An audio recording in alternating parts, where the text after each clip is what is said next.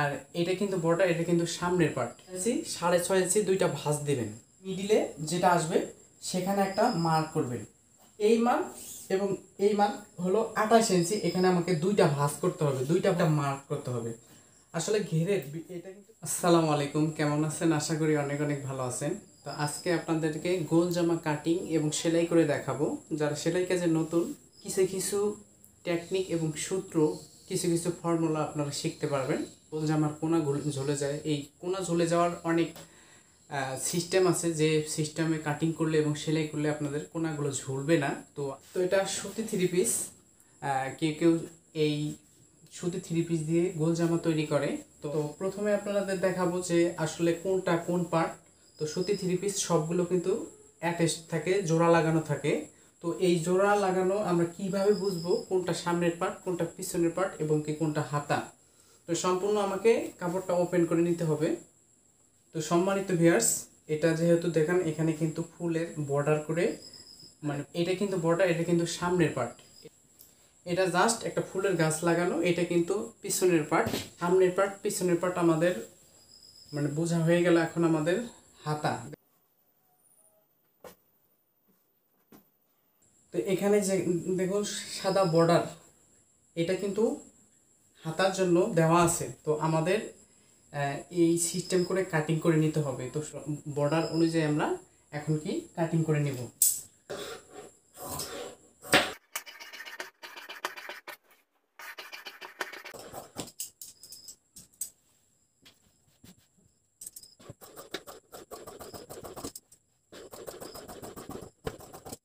এই যে এখানে দুইটা হাতা আছে, এই যে সাদা যে বর্ডারটা আছে, এই বর্ডার অনুযায়ী আমাদের কাটিং করে নিতে হবে। তাহলে আমাদের সামনের পার্ট পিছনের পার্ট এবং হাতা চলে গেল। এখন আমাদের কাটিং করে নিতে হবে।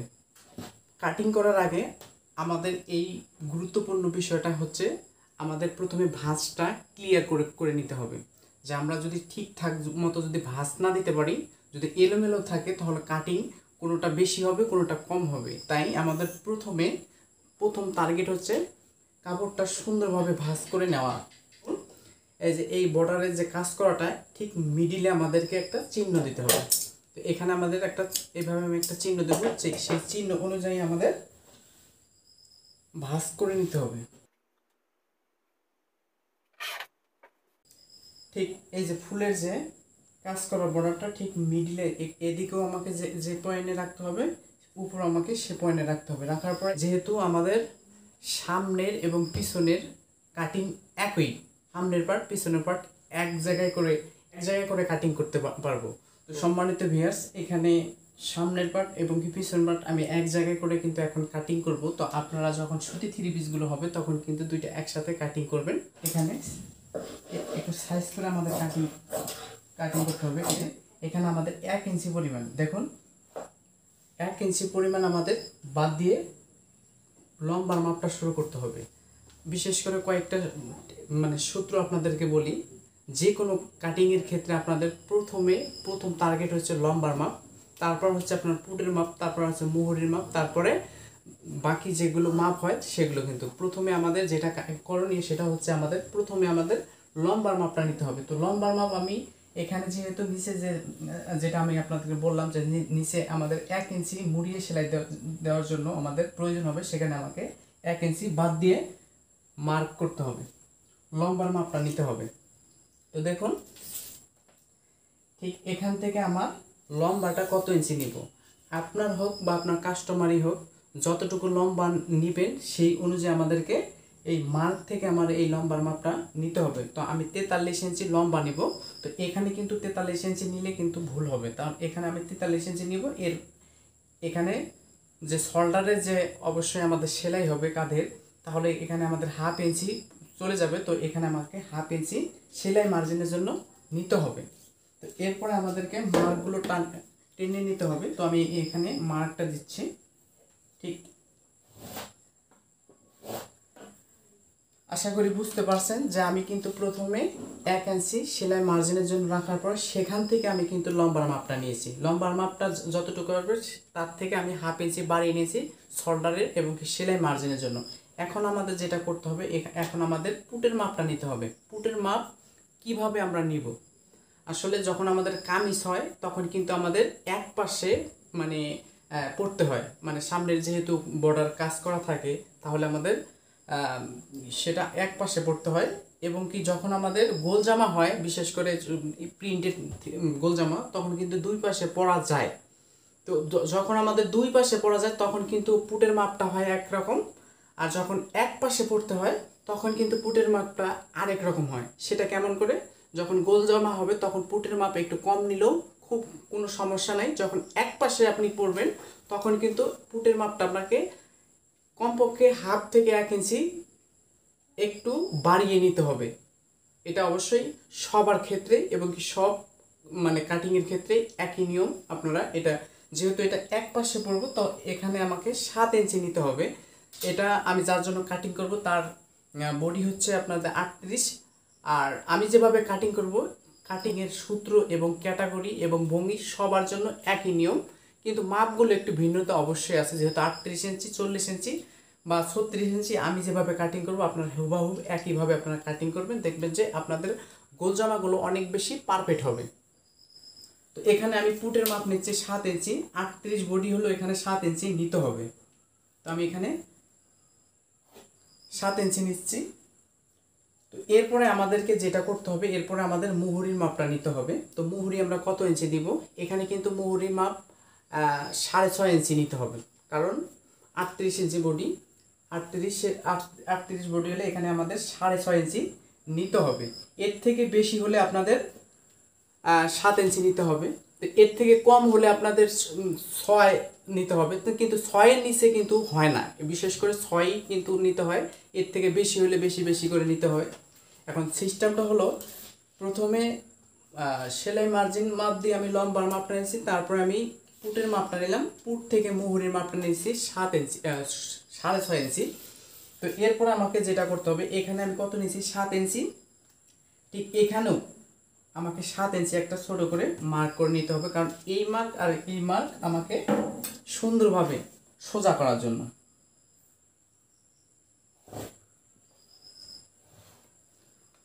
এরপরে আমি যে মার্কটা দিলাম এই অনুযায়ী আমাকে মার্ক টেনে নিতে হবে।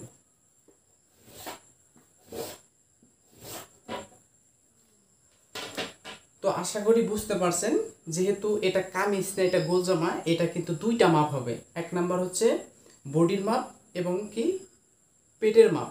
এরপরে আপনাদেরকে দেখাবো আপনারা যে গোল জামা সাইড, মানে সাইড যে জয়েন্ট হবে, সেই জয়েন্টটা কি সিস্টেমে দিলে আপনার মানে কোনাটা ঝুলবে না। এটা কিন্তু খুবই খুবই গুরুত্বপূর্ণ, যে কোনা ঝুলে যাওয়ার বিশেষ কয়েকটা কারণ আছে, এই কারণটাই আপনাদেরকে বলবো। এরপরে আপনাদের যেটা করতে হবে, আপনার এই মাপটা কি পরিমাণে নিতে হবে লম্বা অনুযায়ী, আপনি যার জন্য কাটিং করবেন সে কতটুকু হাইট, সেই অনুযায়ী আমাদের এই মাপটা নিতে হয়, পেটের মাপটা নিতে হয়।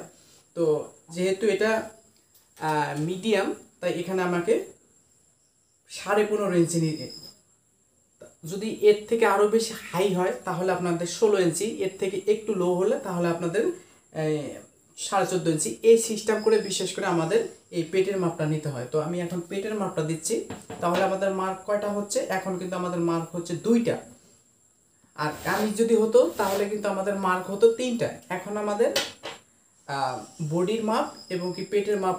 তো বডি হচ্ছে আমাদের 38 ইঞ্চি। তো 38 হলে এখানে আমাকে 4 ভাগের 1 ভাগ নিতে হবে। 38-এর 4 ভাগের 1 ভাগ 9.5 ইঞ্চি।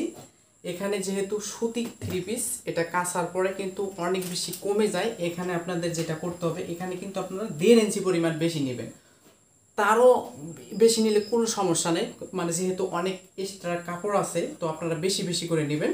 তো পেট হচ্ছে 35, তাহলে আমাদের এখানেও কিন্তু 4 ভাগের 1 ভাগ নিতে হবে। তাহলে এখানে আমাদের 15 ইঞ্চি, এখানেও কিন্তু আমাদের 1.5 ইঞ্চি বাড়িয়ে নিতে হবে।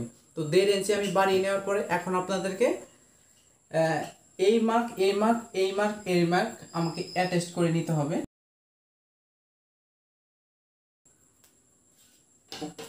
পরে আমরা মুহুরিটা কি সিস্টেমে দিব, এই মুহুরির কিন্তু কয়েকটা মানে প্রবলেম আমি আপনাদেরকে বলি।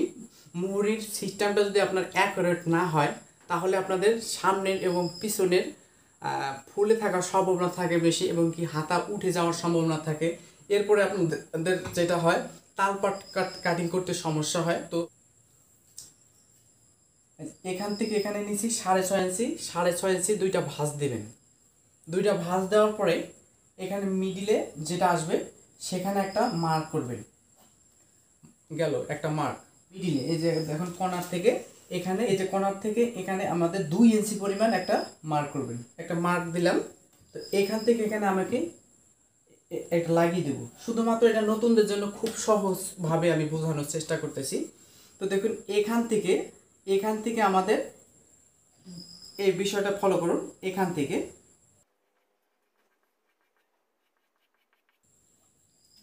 যে মুহুরিটা কিন্তু এই সিস্টেমে কাটিং হবে, আর তালপাট কিন্তু সামনের পার্টের তালপাট কাটিং করতে হবে।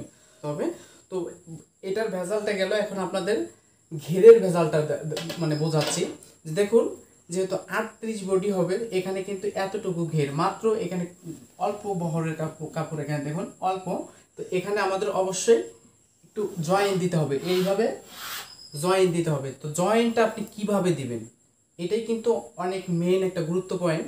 দেখেন এই যে এই মার্কটা দিলাম, এই মার্ক এবং এই যে আমরা যে মার্কটা দিয়েছি যে সেলাই মার্জিনের যে মার্কটা, এই মার্ক আমাকে একটা মাপ করতে হবে। দেখুন কিভাবে আমি মার্কটা করতেছি, আপনারা একটু ফলো করবেন।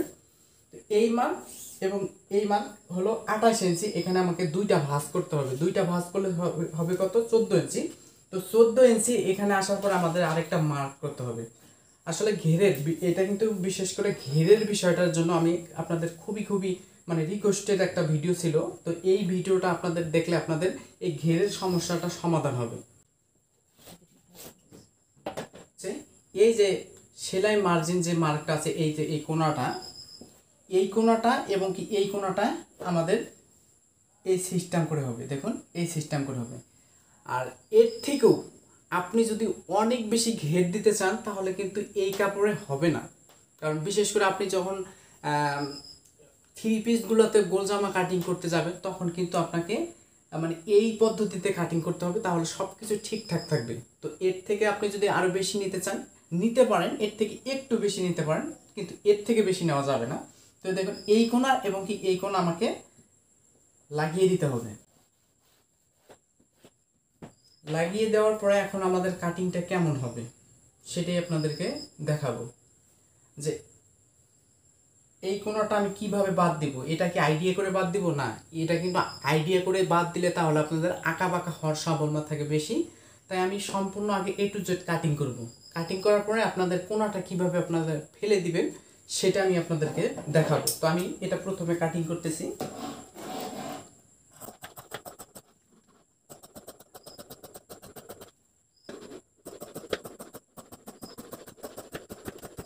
এখন আপনাদের মানে এই কোণাটা মানে আপনাদের অনেক বেশি প্রবলেম ফেস করতে হয়। তো এই কোণাটা আপনারা কিভাবে কাটিং করবেন, গোল করবেন, রাউন্ড করবেন, যে রাউন্ডে আপনাদের আঁকা বাঁকা হবে না, সুন্দরভাবে আপনি যেভাবে চাবেন সেভাবে হবে।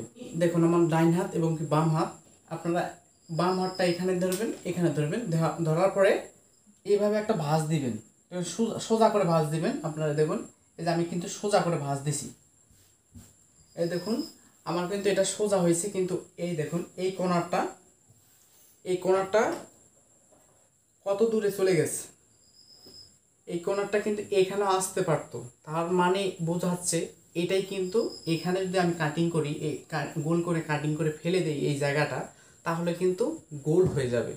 তো এখান থেকে যতটুকু আসবে তার হাফ ইঞ্চি বেশি আপনার আরেকটা মার্ক দেবেন। তো হাফ ইঞ্চি উপরে আপনারা মার্ক যেটা দিবেন সেটাই হলো মানে অনেক বেশি রাউন্ড হবে, গোল হবে। তো এখান থেকে আমি হাফ ইঞ্চি, দেখুন আমি কিন্তু এখান থেকে জাস্ট আপনারা এইভাবে ধরে এইভাবে একটা ভাঁজ দিবেন, দেখবেন যে যতটুকু পজিশন ফেলে দেওয়ার সেটা কিন্তু বের হয়ে যাবে। তো বের যখন হবে তখন থেকে সেখান থেকে আপনারা হাফ ইঞ্চি উপরে আরেকটা মার্ক দেবেন, সেখানে আপনারা কাটিং করে ফেলে দিবেন। তো দেখুন আমি এটা আমার মার্ক। তো আমাকে দেখুন এখান থেকে আমাকে কিন্তু কাটিং করে ফেলে দিতে হবে।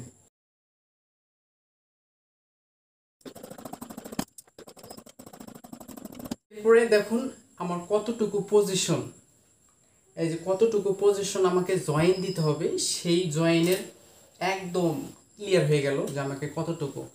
আইডিয়ার এখানে কিন্তু মাপজোক ছাড়া আসলে আপনি যখন আইডিয়া করবেন হয়তো 10টা আইডিয়ার ক্ষেত্রে একটা আইডিয়া আপনার হবে, আর আর বাকিটা হতেও পারে না হতেও পারে। তো এই দেখুন এখান থেকে আমাকে এতটুকু জাস্ট জয়েন দিলে কিন্তু আজকের গোল জামা কাটিংটা একদম হয়ে যাবে। তো এটা কোথায় থেকে পাবো দেখুন, এখান থেকে যে বাকি অবশিষ্ট যে কাপড়টা এখান থেকে কিন্তু বের হয়ে আসবে। এখানে জাস্ট এভাবে হাফ ইঞ্চির মতো আমাকে উঠিয়ে দিতে হবে, যেহেতু এখানে সেলাই মার্জিন আছে। হাফ ইঞ্চির মতো উঠিয়ে দিলে এখান থেকে আমাকে এই যে বের হয়ে গেছে। আজকের ভিডিওটা আমি জানি আপনাদের কাছে অনেক বেশি ক্লিয়ার হয়ে গেছে যে কিভাবে গোল জামা কাটিং করলে যে মানে প্রত্যেকটা মহিলা বা মেয়েদের পারফেক্ট হবে।